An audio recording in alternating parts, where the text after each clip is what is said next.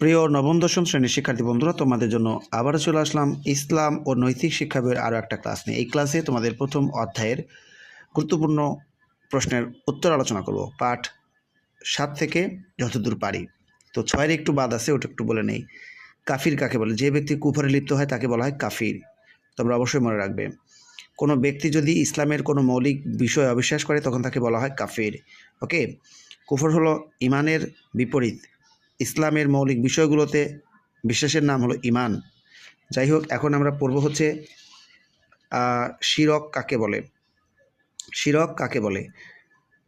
Islamic পরিভাষায় মহান আল্লাহর সাথে কোনো ব্যক্তি বা বস্তুকে শরিক করা কিংবা তার সমতুল্য মনে করাকে শিরক বলা হয়।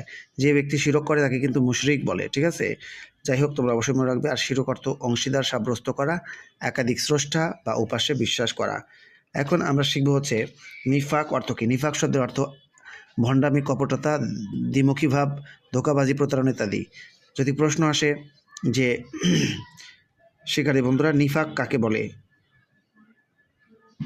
ইসলামী শরীয়তের পরিভাষায় অন্তরে কুফর ও অবাধ্যতা গোপন করে মুখে ইসলামকে স্বীকার করার নাম নিফাক। যে ব্যক্তি এরূপ কাজ করে তাকে বলা হয় মুনাফিক। যাই হোক, মুনাফিকের চিহ্ন 3টা, তোমরা মনে রাখবে। যখন কথা বলে মিথ্যা বলে, যখন ওয়াদা করে তখন তা ভঙ্গ করে, আর যখন তার নিকট কোনো কিছু আমানত রাখা হয় তার খেয়ানত করে।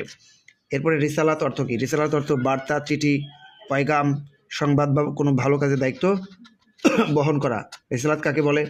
ইসলামী পরিভাষায় মহান আল্লাহ তাআলার পবিত্র বাণী মানুষের নিকট পৌঁছে দেওয়ার দায়িত্বকে রিসালাত বলা হয়। প্রশ্ন, প্রথম নবীর নাম কি? হজরত আদম আলাইহিস সালাম।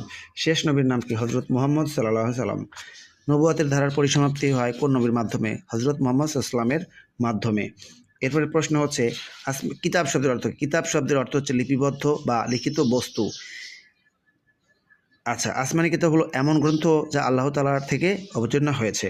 আসমানি কিতাব মোট 104খানা। এর মধ্যে বড় হচ্ছে 4খানা, ছোট হচ্ছে 100খানা। ছোটগুলোকে বলা হয় সহিফা।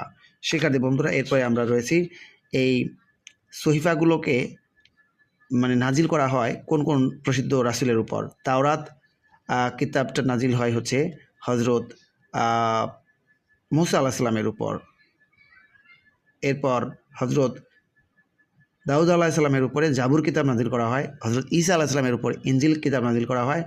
আর হজরত মুহাম্মদ সাল্লাল্লাহু আলাইহি ওয়াসাল্লামের উপর কোরআন নাজিল করা হয়। হজরত আদমের উপরে 10খানা সহিফা নাজিল হয়। হজরত শীস আলাইহিস সালামের উপর 50খানা সহিফা নাজিল হয়।